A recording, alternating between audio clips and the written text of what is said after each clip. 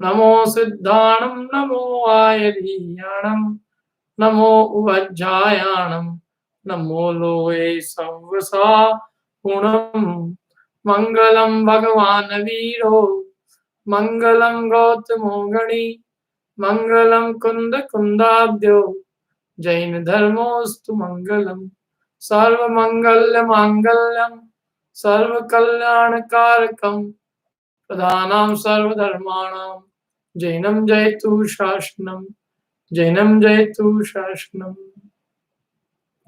यस्य स्वयं स्वभावाप्ति प्रभावे कृष्ण कर्मण तस्मै संज्ञान रूपाय नमोस्तु परमात्मने। इष्टोपदेश ग्रंथ, इस ग्रंथ की 33 नंबर की गाथा पर आज अपन चर्चा करेंगे। कल हमने इसको प्रारंभ की थी।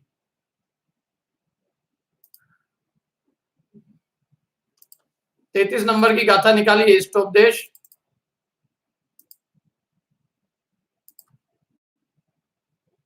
ये इनका अन्वयार्थ पढ़ा था अपन ने। क्या 2 प्रश्न थे, उन 2 प्रश्नों का उत्तर आचार्य देव ने इस गाथा में दिया है।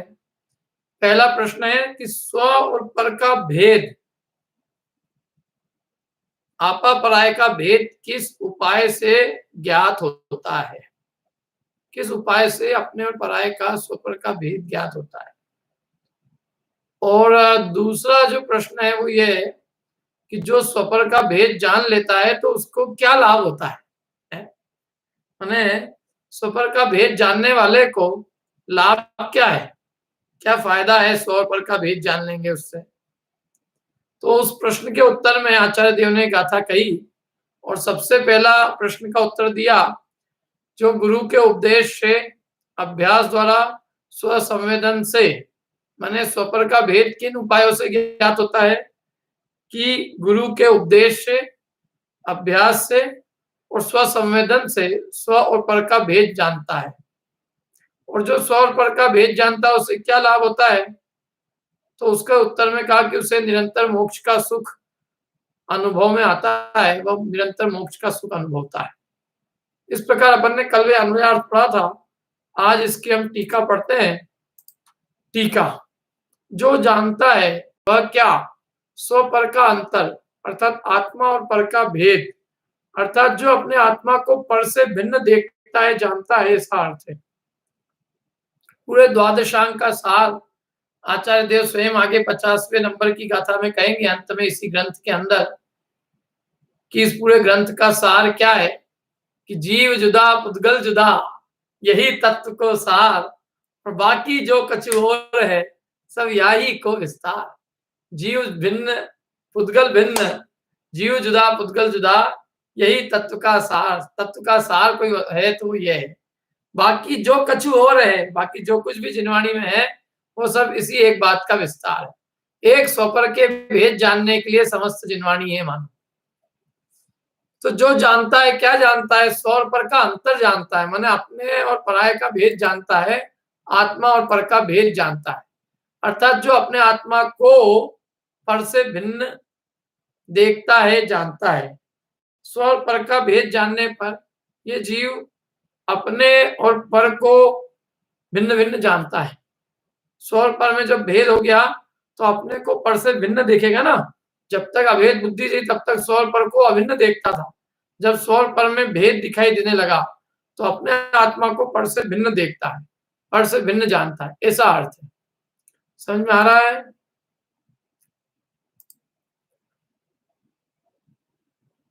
किस कारण से, किस कारण से वो जीव, माने क्या हेतु क्या है जिस कारण से ये जीव अपने आत्मा को पर से भिन्न देख लेता है, वो हेतु क्या है? आज हम सब भी देखो, हम सब भी ये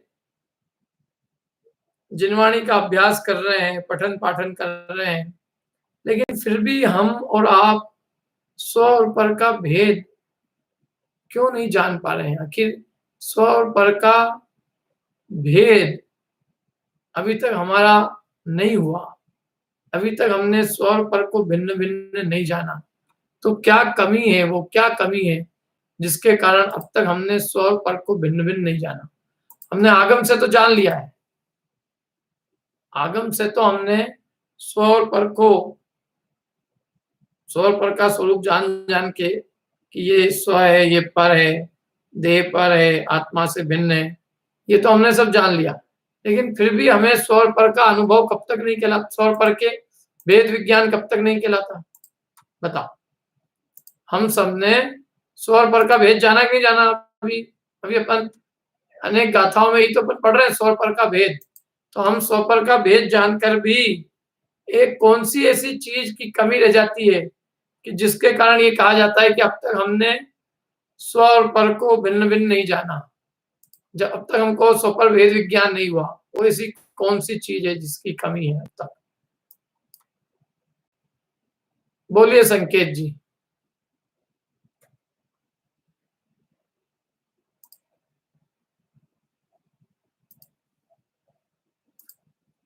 हाँ, सम्यक दर्शन नहीं हुआ, वही तो अपन पूछ रहे कि वो क्या कारण रह गया, और शरीर का महत्व नहीं छूटा, उसका क्या कारण है? वही बराबर अपन वही पूछ रहे हैं। बोले कीर्ति जी, कौन सी कीर्ति जी है ये जिनने हाथ खड़ा किया है? हाँ, स्वसंवेदन नहीं हुआ है वास्तव में। क्या क्या संकेत जी? स्वसंवेदन की कमी रह गई है, संवित्ति नहीं हुई है, संवित्ति, स्व का अनुभव नहीं किया अभी तक हमने, और इस कारण से हम जो है अपने और पर का भेद अब तक नहीं जान पाए। जिस दिन हमें स्व का अनुभव होगा तभी हम वास्तव में अपने और पराये का भेद जान पाएंगे। क्या है, अपनी आत्मा का जब तक स्वाद नहीं आएगा, अपना संवेदन नहीं होगा, अपना ज्ञान रूप अनुभवन नहीं होगा, तब तक हम इस देह को पर जड़ रूप अचेतन अपने ज्ञान स्वभाव से भिन्न नहीं जान पाएंगे। जिस दिन हम अपने केवल ज्ञान स्वभाव का अनुभव करेंगे, उस दिन हमें अपने आप स्वयं भी अनुभव में आ जाएगा कि ये जहां जहां ज्ञान नहीं है, ये सब मेरे से भिन्न है, और देह में भी ज्ञान नहीं है, इंद्रियों में ज्ञान नहीं है, ज्ञान तो मुझ में है। ये देह इंद्रियां तो जड़ स्वरूप है, क्योंकि ये कुछ भी मेरे ज्ञान के कारण या ज्ञान रूप नहीं है। मैंने देह एकदम प्रत्यक्ष अपनी अनुभूति होते ही, आत्म स्वरूप का वेदन आते ही, अहो मैं स्वयं ज्ञान स्वरूप हूँ, ये इंद्रियां ज्ञान में कारण नहीं है, ये इंद्रियां तो इस आत्मा से बिल्कुल भिन्न है, क्योंकि ये जड़ रूप है और मैं चेतन रूप। तो स्व संवेदन ही वास्तव में स्वपर के वेद विज्ञान का कारण है। अर्थात लक्षण से अपने लक्ष्य के किस कारण से जीव परस्पर पर को भिन्न जानता है? स्व संवेदन से, संवित्ति से, अर्थात लक्षण से, अपने लक्ष्य के अनुभव से, लक्षण से अपने लक्ष्य के अनुभव से, माने स्व और पर के लक्षण जानकर अपना जो लक्ष्य आत्मा है उसका अनुभव होता है। देखो हम क्या करते हैं, स्व और पर का लक्षण जानते हैं कि स्व का लक्षण क्या है, पर का लक्षण क्या है, और फिर लक्षण जान के उन दोनों को जुदा जुदा मानते हैं, और जुदा जुदा मानकर और स्व में अपनापन करके उसका संवेदन करते हैं। क्या पर को तो हमने केवल पर रूप जाना मात्र है, लेकिन स्व आत्मा का तो अनुभव करेंगे। समझ में आई बात? क्या पर जो है, पर अनुभव योग्य नहीं है, और स्व कैसा है? निज आत्मा अपनी अनुभूति का विषय है। तो अपने आत्मा का तो हम अनुभव करेंगे, और पर को केवल इतने ही जान लेंगे कि ये पर है। क्या निज का तो केवल निज को निज जानना ही मात्र नहीं है, बल्कि निज को निज जानकर उसका स्वाद और उसका अनुभव और उसमें लीन हो जाना है, और पर को पर जानकर उससे पृथक होना है। समझ में आ रही बात? क्या फिर पढ़ता हूं मैं। लक्षण माने जीव और पुद्गल के भिन्न भिन्न लक्षण जानकर हम अपने चैतन्य स्वरूपी आत्मा को अनुभव करके और स्व और पर का भेद जानते हैं। वह भी किस प्रकार, वो अनुभव, वो जो कह रहे हैं वो स्व पर का जो स्वपर का जो भेद प्रकट होता है, स्वपर का जो भेद विज्ञान प्रकट होता है, वह किस प्रकार होता है? वो जो स्वानुभव होगा, जो स्वर पर को भिन्न भिन्न देखेंगे, फिर को भिन्न भिन्न जानेंगे, तो वो होगा कैसे? तो उसका उपाय बताया, अभ्यास से, अर्थात अभ्यास की भावना से। कैसे होगा स्वपर का भेद विज्ञान? स्व का अनुभव किससे होगा? अभ्यास की भावना से। कैसे होगा? अभ्यास की भावना से। देखो, दुनिया में जितनी भी चीजें हैं, ये सब कैसे आती है? अच्छी इसमें एक्सपर्टीज काय में आती है? कोई भी काम में महारत कैसे हासिल होती है, बताएंगे कोई? किसी भी काम में आप लोग खाना बनाने में एक्सपर्ट कैसे होते हो? पहले ही दिन एक्सपर्ट हो गए थे क्या?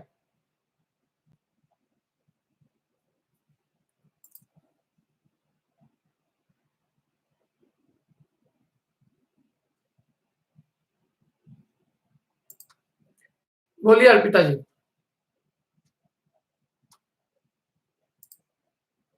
हाँ, करत करत अभ्यास से, करत करत अभ्यास से जड़मती होत सुजान। बिल्कुल सही।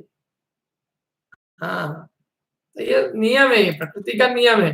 निरंतर अभ्यास ही वस्तु में महारत हासिल करने का उपाय है। हम क्या करते हैं एक्चुअल में? हम ये सोचते हैं कि एक कोई ऐसा हमारे अंदर इंजेक्शन लग जाए जिससे स्वर पर का भेद विज्ञान हो जाए। अब दुनिया में ऐसा कोई इंजेक्शन बना नहीं। क्या यदि ऐसे इंजेक्शन बने होते तो भगवान महावीर स्वामी समोषण के बाहर बैठ के इंद्र से कहते कि ये सबको इंजेक्शन लगाओ, सबका टीकाकरण करो, सम्यक दर्शन का टीकाकरण, सबको सम्यक का टीका लग जाएगा, फिर ये अंदर आएंगे तो सब बिल्कुल मोक्षगामी हो जाएंगे। क्यों? लेकिन ऐसा कोई टीका भगवान के पास भी नहीं है। शरीर के रोग के तो टीके हैं, क्यों? है कि नहीं? टीके, वैक्सीन है उनकी, लेकिन आत्मा के मिथ्यात्व रूपी रोग की कोई वैक्सीन नहीं। भगवान महावीर स्वामी के पास भी कोई इंजेक्शन नहीं है कि चलो भैया, इंद्र से कहा कि चलो ये सबको इंजेक्शन लगवाओ। गौतम गणधर को भी उन्होंने इंजेक्शन लगाया था क्या? क्यों? गौतम गणधर को पकड़ के चार हाथ, एक इंद्र ने पकड़ा, एक गणधर, एक कुबेर ने, एक ईशान इंद्र ने, और चार जनों ने पकड़ के एक जबरदस्ती से उसको सम्यक का टीका ठोक दिया। क्यों? है ऐसा कोई उपाय? संसार में किसी को भी हम जबरदस्ती कोई चीज प्रकट नहीं करा सकते। आत्मा को आप जबरदस्ती कुछ नहीं करा सकते। एक बार आप शरीर को पकड़ के किसी के शरीर में टीका लगा सकते हो, लगा सकते हैं कि नहीं? आप बच्चे को जबरदस्ती पकड़ के, और माँ वगैरह सब पकड़ के, और उसको डॉक्टर जबरदस्ती इंजेक्शन लगा देता है। लेकिन ऐसा कोई इंजेक्शन आत्मा के लिए बना है कि जबरदस्ती हम लगा दे किसी को? ऐसा कोई इंजेक्शन नहीं। आत्मा के लिए कोई इंजेक्शन नहीं। आत्मा का इंजेक्शन आत्मा ही है। क्या है इंजेक्शन आत्मा के लिए? कुछ नहीं है। आत्मा के लिए यही इंजेक्शन है कि आत्मा निरंतर कोई भी चीज का सतत अभ्यास करे। अभ्यास ही आत्मा का इंजेक्शन है। मिथ्यात्व का रोग यदि हमें है, तो मिथ्यात्व का रोग भी एक दिन में आ गया क्या? क्यों? ये मिथ्यात्व का रोग एक दिन का है क्या? कि ये भी अभ्यास का है?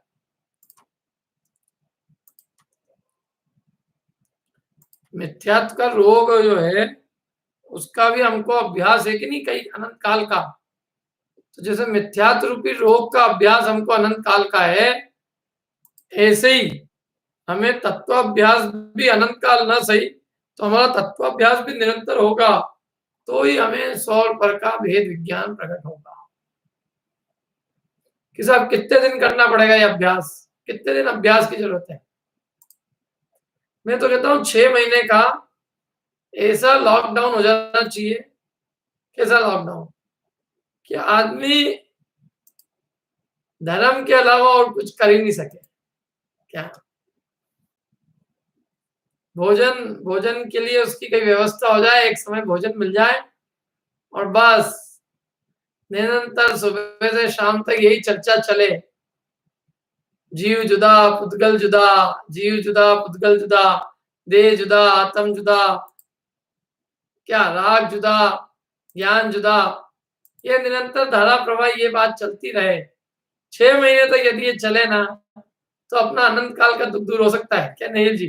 6 महीने के लिए छुट्टी ले लो बस, 6 महीने से 6 महीने में अनंत काल की नौकरी चली, अनंत काल की नौकरी से छुटकारा मिल जाएगा। 6 महीने की नौकरी कर लो अपनी आत्मा की, तो अनंत काल तक ये जो अन्य जीवों की नौकरी करनी पड़ रही है, अन्य की गुलामी करनी पड़ रही है, ये सब गुलामी अनंत काल तक के लिए समाप्त हो जाएगी। क्या कितने दिन की करनी है? यह अभ्यास कितने दिन का करना है? तत्वाभ्यास 6 महीने का, और इसका लाभ कितना है? अक्षय अनंत काल रहिए, अनंता अनंत काल यथा तथा शिव परिणय, मुक्ति का लाभ अनंत काल है क्या? और नहीं करेंगे ये 6 महीने तो अभी भी दुख भोग रहे हैं, और अक्षय अनंत काल तक दुख भोगेंगे। बोलो, 6 महीने के लिए भेद विज्ञान का अभ्यास कर ले भाई, कितना सरल बात करे आचार्य। अमृत चंद्राचार्य देव ने गारंटी दी है, 6 महीने तक तू एकमात्र क्या कर, 6 महीने तक अपने आत्मा का पड़ोस, अपने शरीर का पड़ोसी बन जा। कितने महीने तक? 6 महीने के लिए अपने शरीर को पड़ोसी रूप अनुभव कर। और 6 महीने तो बहुत बड़ी बात है, 6 महीने तक ऐसा अभ्यास करे तो सम्यक दर्शन की तो क्या बात है, केवल ज्ञान प्राप्त कर ले। लेकिन ये जीव 6 महीने भी नहीं करने को तैयार। हम अनंत काल की हम्मली करने को तैयार है, लेकिन 6 महीने के लिए अपनी आत्मित का काम करने को तैयार नहीं है। बोलो, क्या गजब चीज है, इसको कहते हैं मोह की महिमा, है कि नहीं? मोह की महिमा। अभी मैं सबको कहूं कि 6 महीने के लिए अपन चलो सब अपने को खेल अकेले अकेले करना होगा, लेकिन एक सामान्य भी बात करें, अपन 6 महीने के लिए यात्रा पे चलने की बात करें, क्यों ज्ञानेश जी कितने लोग चलेंगे साथ में? 6 महीने के लिए यात्रा का प्लान कर रहे हैं अपन, बोलो सब में शिखर जी जाके रहेंगे, वहीं ऊपर ही चलेंगे, नीचे भी नहीं आएंगे, ऊपर ही कुछ व्यवस्था कर लेंगे, 6 महीने तक वहीं भावेद भेद विज्ञानम अविच्छिन्न धारया तावत यावत पराच्युत्वा ज्ञानम ज्ञाने प्रतिष्ठते। भावेद भेद विज्ञान, अविच्छिन्न धारा से भेद विज्ञान की भावना भाएंगे कि जब तक ज्ञान ज्ञान में प्रतिष्ठित नहीं हो जाए, जब तक सम्यक दर्शन नहीं हो जाए, जब तक भेद विज्ञान प्रकट नहीं हो जाए। बोलो, कितने लोग रेडी है? प्लान कर लेते हैं अपन, टिकट बुक कर लेते हैं अभी। 6 महीने के लिए चलना है, ज्यादा नहीं, 6 महीने। 6 महीने के लिए अपन इतने उलझे हुए हैं जीवन में कि 6 महीने के लिए अपन अपने आप को फ्री नहीं कर सकते। क्यों नहीं जी? 6 महीने छोड़ो, 1 महीने की छुट्टी भी नहीं मिल ले सकते, क्यों नहीं? अरे आप 1 महीने की कह रहे हो पंडित जी, 15 दिन का भी हमारी छुट्टियों का प्लानिंग है पहले से, 1 दिन का हमारे पास फुर्सत नहीं है। वो तो क्या है, दिन भर हम यहाँ काम करते करते थोड़ा टाइम निकाल लेते हैं, और अभी लॉकडाउन है तो आपका प्रवचन सुन रहे हैं। बाकी तो जैसे ही लॉकडाउन हो जाएगा, आप क्या समझ रहे हो, तो बहुत बिजी आदमी, हमारे पास तो संसार के इतने काम पड़े हुए हैं, सबको कोई ना कोई काम की लिस्ट जो है थमी हुई है। जैसे ही 1 तारीख होगी, कोरोना अपने आप कब फुर हो जाएगा, और अपने आप सबके काम चालू हो जाएंगे। जैसे ही 11:59 तक कोरोना रहेगा, और 12:01 पे कोरोना चला जाएगा। क्या गजब लोगों की मानसिकता है, देखो आप, 2 मिनट में चले जाता है। तो हमने पहले ही उसके लिए सारे काम ओढ़ रखे हैं, तो इसलिए वो कह रहे हैं तो नहीं होगा, 100 पर का भेद विज्ञान नहीं होगा, आपको जो है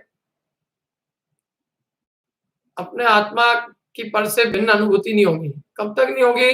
जब तक आप अभ्यास नहीं करोगे, और अभ्यास करोगे इसका स्वर पर की भिन्नता का, निरंतर स्वर पर के भेद विज्ञान का जो अभ्यास करेगा, तो उसको नियम से स्वपर का भेद विज्ञान प्रकट हो जाएगा। और वो अभ्यास भी कैसे करें?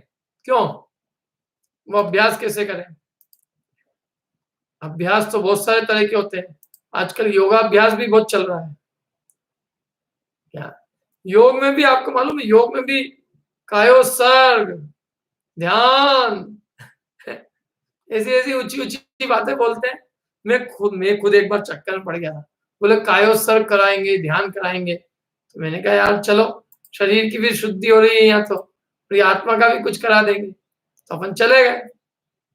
अब वो तो वहां पे बोले कि नाक इधर सांस निकालो, फिर इधर से छोड़ो। क्या? तो ये किसका ध्यान हो रहा है? मैंने कहा। तो बोले अभी श्वास का ध्यान हो रहा। आप पहले पूरा श्वास पे ध्यान रखो, फिर शरीर के पूरे हिस्से पे ध्यान रखो। देखो, नाक देखो, पांव देखो, अंगों की अनुभूति करो। और मैंने कहा भैया आत्मा की अनुभूति करने आया भैया, और तुम तो शरीर के हिस्सों की अनुभूति करा रहे हो, और नाम भी उसको दे रहे हो ध्यान। ये तो आर्त ध्यान है, जिसमें देह का पोषण है, वो तो आर्त ध्यान का है शास्त्रों में। और आर्त ध्यान तो खोटा ध्यान का है, उसका फल तो तिर्यंज गति है। लेकिन जगत ऐसे ही है। जगत जो है वो योग, और योगों के भी गुरु हो गए, योगाचार्य। आचार्य तो धर्म में ही सुने थे हमने, लेकिन लौकिक के अंदर भी योगाचार्य हो गए। योगाचार्य, संगीताचार्य, साहित्याचार्य। क्यों? आचार्य परमेष्ठी तो एक जिनवाणी में नमोकार मंत्र में पढ़े हैं, वो सच्चे आचार्य हैं।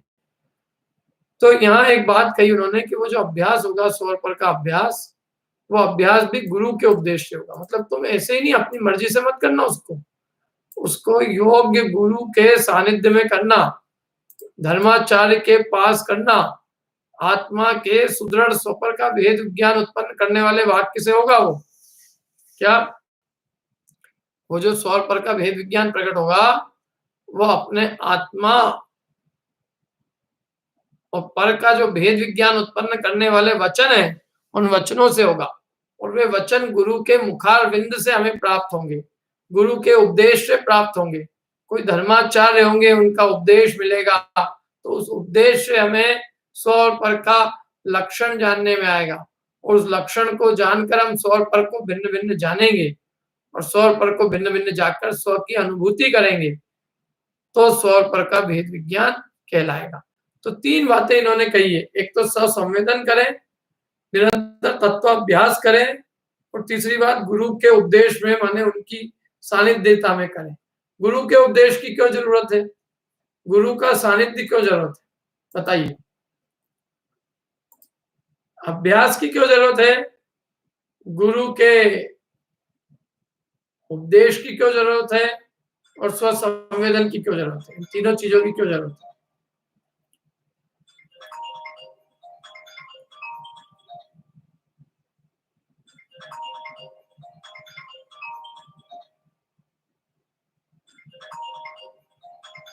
बताएगा कोई? हाँ बोलिए कीर्ति जी।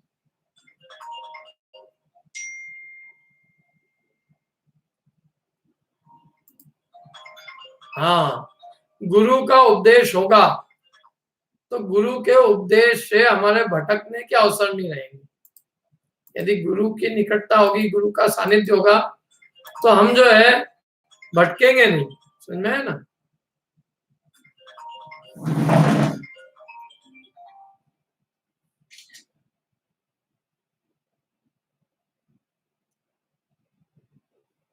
हाँ, और अभ्यास के अलावा देखो इसमें एक चीज और है कि साथ में हमें कोई योग्य जो है, जो पहले पहले पहले शुरू शुरू में अपने को योग्य एक अध्यापक चाहिए, योग्य शिक्षक चाहिए, ताकि हम उस विधि को सीख सके। बाद में तो स्वयं अभ्यास करेंगे, लेकिन पहले पहले अपने को रोटी बनाना सीखना है, तो अपने को अपनी किसी माँ की उपस्थिति में, किसी योग्य गुरु के निर्देशन में करेंगे, तो अपन सही सही करेंगे। और नहीं तो शुरू से ही गलत सीख ली तो जिंदगी भर अभ्यास भी करेंगे तो भी महारत्ता नहीं आएगी। बराबर है? हाँ, तो इसलिए गुरु का सानिध्य और स्वयं का अभ्यास, ये दोनों स्वपर के भेद विज्ञान के लिए भी क्या है? आवश्यक है। यदि इनके मतलब हमने एक को भी इसमें इग्नोर किया, या एक को भी हमने यूं कहे अपन ने एक को भी गौण किया, तो कार्य नहीं होगा। दोनों ही हमारे लिए परम कार्यकारी या परम आवश्यक है।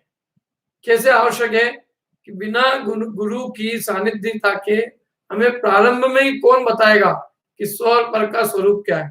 जब तक गुरु का उपदेश नहीं मिलेगा तब तक हम स्व और पर को जानेंगे कैसे।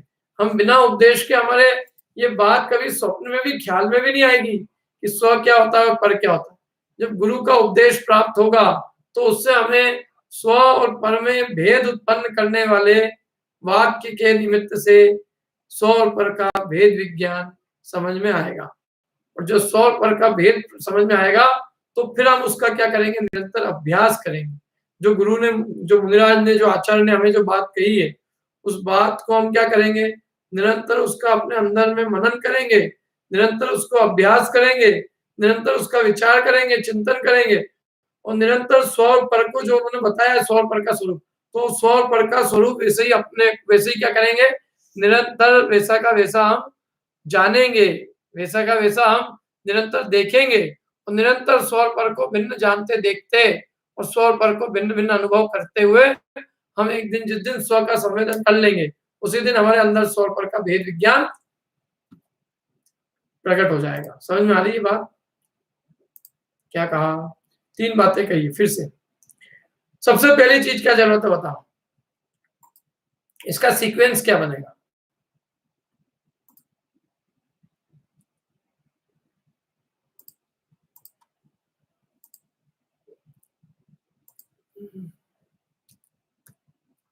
हाँ बोलिए ममता जी।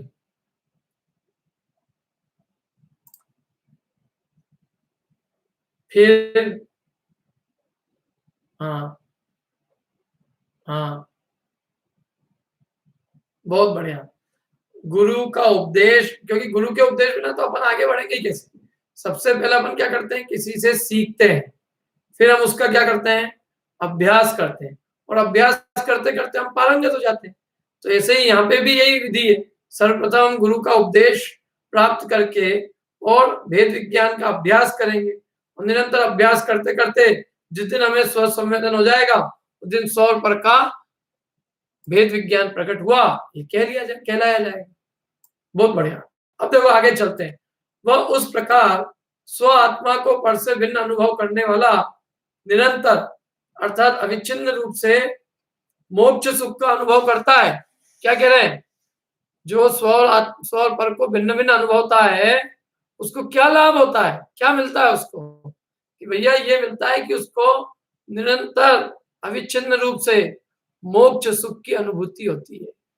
वो निरंतर मोक्ष सुख को अनुभवता है। क्या क्या अनुभवता है? निरंतर मुक्ति रूपी सुख को अनुभवता है। ये लाभ है इसका।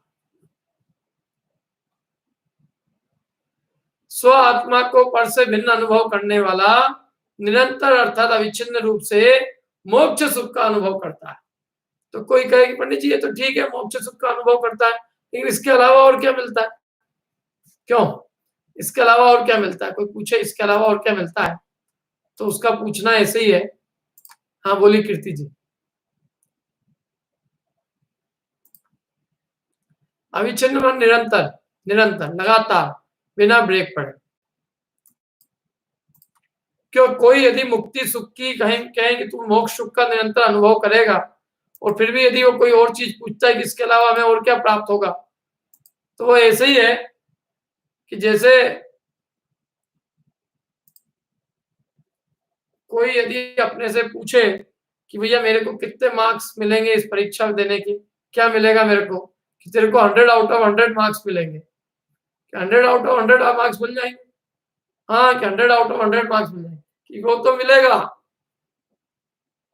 लेकिन इसके अलावा और क्या मिलेगा? कि अब 100 में से 100 मार्क्स मिल गए, अब क्या चाहिए? अब कोई कमी रह गई क्या कि जिसके लिए अब तू और मांग रहा है? ऐसे मुक्ति सुख मिल गया, अब तू और क्या चाहता है बता? मोक्ष सुख का निरंतर अनुभव करते हैं वो तो ठीक है। एक जना मेरे से पूछे, तो पंडित जी आप स्वाध्याय करते हो, इससे आपको क्या मिलेगा?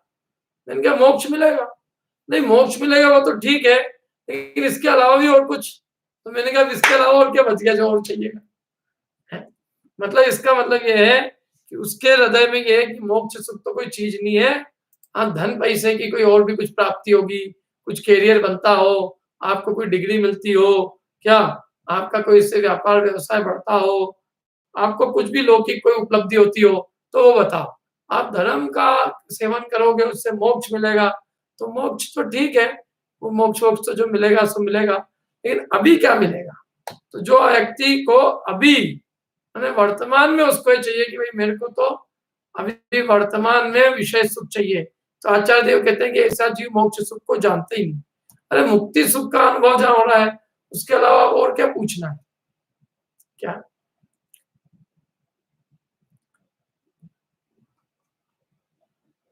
वह उस प्रकार आत्मा को पर से भिन्न अनुभव करने वाला निरंतर अविच्छिन्न रूप से मोक्ष सुख का अनुभव करता है, क्योंकि वह मोक्ष सुख का अनुभव कर्मों से भिन्न आत्मा का अनुभव करने वाले को अविनाभावी रूप से होता है। क्या कह रहे हैं?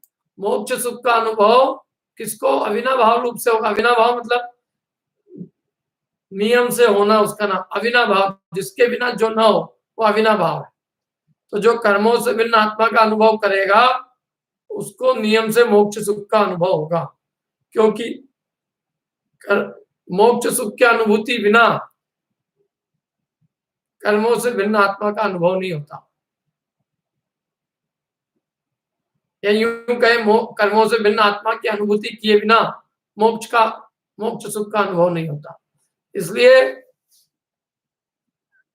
जो जीव स्वपर का भेद विज्ञान करता है उसको नियम से मोक्ष सुख का निरंतर अनुभव होता है। तथा तत्वानुशासन श्लोक 170 में कहा है कि तमेव अनुभवम, इसको पढ़ते हैं अपन, देखो तमेव अनुभवम, तमेव अनुभवम तमेव अनुभवम चायम एकाग्रम परमृच्छति तथात्मादिनम आनंदम एति वाचाम गोचरम। पढ़ेंगे आप लोग? कोई किसी को पढ़ना हो संस्कृत पढ़ो। कोई नहीं? क्या नाम है? शाह जी, स्वसन्य शाह, बोलिए। अच्छा दीप्ति जी है क्या? गाथा बोल रहे हैं, बोलिए।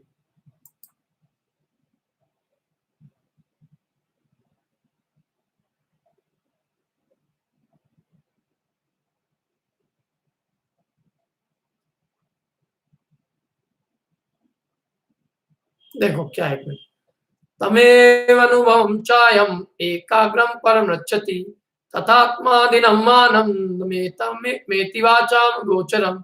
ये क्या है, थोड़ा सा संस्कृत इसमें, ये जैसे संधि विच्छेद है ना, तम तम एव अनुभवम च अयम एकाग्रम परम इच्छति तथा आत्माधीनम आनंदम एति वाचाम अगोचरम। तमेव अनुभवं चायम एकाग्रम परमृच्छति तथा आत्मादिनमानंदमेति वाचाम गोचरम। तमेव अनुभवम, तम एव, तम माने उसका ही, तम माने उसका, एव माने ही, अनुभव माने अनुभव, च और, अयम माने यह, एकाग्रम एकाग्रता को, परम ऋच्छति माने चाहता है, तथा आत्माधीनम तथा आत्माधीन, आनंदम आनंद को, इति वाचाम गोचरम, एति वा, एति माने प्राप्त करता, वाचा माने वचनों के अगोचर आनंद को अनुभव करता है। अब देखो इसका अर्थ पढ़ते हैं अपन। उसका ही आत्मा का अनुभव करते करते यह आत्मा उत्कृष्ट एकाग्रता को प्राप्त करता है और वाणी के अगोचर ऐसे आत्माधीन आनंद का अनुभव करता है। क्या कहा? उसका ही माने आत्मा का ही अनुभव करते करते यह आत्मा उत्कृष्ट एकाग्रता को प्राप्त करता है। आत्मा का ही अनुभव करते करते यह आत्मा उत्कृष्ट एकाग्रता को प्राप्त करता है। देखो क्या है, पूरे मोक्ष मार्ग का साधन, पूरा मोक्ष मार्ग एक रूप है। जो जो आत्मा की अनुभूति है त्यों त्यों मोक्ष मार्ग में जीव आगे बढ़ता है। एक मतलब मोक्ष का पूरा मार्ग एक ही है, एक निज आत्मा की अनुभूति मोक्ष मार्ग है। प्रारंभ भी वहीं से है और अंत भी वहीं है। पर और स्व को भिन्न जानकर और स्व में स्थित होना, यही वास्तव में मोक्ष का मार्ग है। उसी का अनुभव करते करते, मैंने आत्मा का ही अनुभव करते करते सम्यक प्राप्त होगा। आत्मा का ही अनुभव करते करते पंचम गुण स्थान आएगा, आत्मा का ही अनुभव करते करते मुनि दशा होगी, आत्मा का ही अनुभव करते करते शुक्ल ध्यान होगा, और आत्मा का ही अनुभव करते करते मोक्ष सुख की प्राप्ति होगी। माने समस्त कार्यों का एकमात्र उपाय वो निज आत्मा का अनुभव है। उसका ही अनुभव करते करते ये जीव अपनी उत्कृष्ट एकाग्रता को प्राप्त करता है और वाणी के अगोचर जो वचनों से नहीं कहा जा सके ऐसे आत्माधीन स्वाधीन आनंद का अनुभव करता है। क्या ये बात क्यों कही, इस गाथा को यहाँ क्यों कोट किया, बता सकते हो आप? इस गाथा को इसलिए कोट किया कि उसका एक प्रश्न था कि आत्मा का अनुभव करने से क्या प्राप्त होगा, तो इसलिए इस गाथा को कोट किया कि भाई तत्वानुशासन में यही कहा है कि उस आत्मा का ही अनुभव करते करते आत्मा उत्कृष्ट एकाग्रता को प्राप्त करते हुए और वचनों से नहीं कहा जा सके ऐसे स्वाधीन आत्माधीन आनंद का अनुभव करता है। माने ये उसका फल है। आत्मा का अनुभव करने का फल क्या है कि आत्मा का अनुभव करने का फल ये है कि ये जीव अनंत काल तक अपने निज आत्माधीन आनंद को भोगता है, स्वाधीन आनंद की अनुभूति करता है, अनंत काल तक के लिए स्वाधीन हो जाता है। अभी हम जो सुख का अनुभव कर रहे हैं वो स्वाधीन है कि पराधीन है? बताइए, हमारा सुख स्वाधीन है कि पराधीन है? क्यों? अभी हम एसी का सुख भोग रहे हैं, तो एसी से लाइट जा सकती है। बादाम का सुख भोग रहे हैं, खराब निकल सकता है। गरम गरम सब्जी और गरम गरम जो भी मिठाइयां उसका खा रहे हैं, बिगड़ सकती है चीजें, जीवान बिगड़ सकती है, पेट खराब हो सकता है।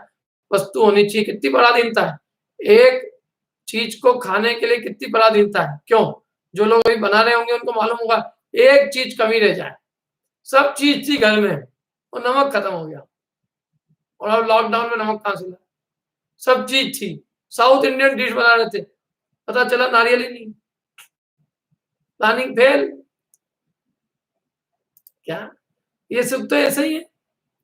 क्या ये सारे सुख संसार के पराधीन है? धन चाहिए, दुकान खुली चाहिए, फिर दुकान में भी कहीं कोरोना का पेशेंट नहीं हो, फिर वहां से लाने को चाहिए, वहां से यहाँ तक लाए तो बीच में किसी का संपर्क नहीं हो जाए, फिर ये बनाने वाला चाहिए, खुद भी बनाए उसके बाद में चीज बननी चाहिए, बनने के बाद में हमको भूख होनी चाहिए, शरीर ठीक होना चाहिए, समय होना चाहिए, उपयोग की एकाग्रता होना चाहिए, क्या जीवान पे टच होना चाहिए, सब कुछ अनुकूल होना चाहिए, तो हमको उसका स्वाद आएगा। एक छोटे से विषय के सुख के लिए कितनी अधीनता है। क्यों? एक आपको एक वस्तु का भोग करना, उसके पीछे दुनिया भर की कितनी झंझटें है, और आत्माधीन सुख के लिए कुछ नहीं है, कोई वस्तु की आवश्यकता नहीं। जहां कोई वस्तु की जरूरत नहीं वो आत्माधीन सुख है, वही सुख है वास्तव में। जहां हमें सारी परद्रव्य की अधीनता मिट जाए, जहां समस्त परावलंबन मिट गया, जहां कोई वस्तु की अधीनता नहीं रही, किसी वस्तु की हमें जरूरत नहीं रही, वही वास्तव में परम आनंद और परम सुख का अनुभव। जब तक हम किसी भी वस्तु की इच्छा करते हैं तब तक हम दुखी, हम किसी भी वस्तु के अधीन, माने कोई भी वस्तु के हम गुलाम है कि हमारा उसके बिना चलते नहीं है, तब तक हम उसके गुलाम होकर दुख भोगते हैं।